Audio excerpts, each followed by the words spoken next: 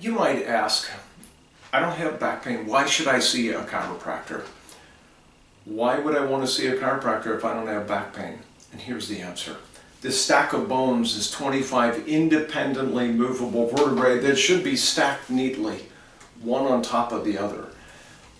But life conspires to misalign us, because ultimately it's our bipedalism, our two-footedness, that's the kind of the curse on the spine. We are always fighting gravity to stay upright.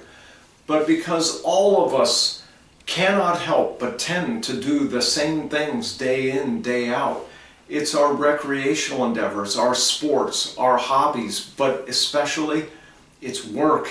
It's sitting, it's using a cell phone, it's using a laptop, an iPad, a computer, a keyboard, it's desk work, it's lifting and bending and twisting that creates our misalignment, which consequently disturbs the nerve root, which reduces the function and health of the tissues controlled by that nerve.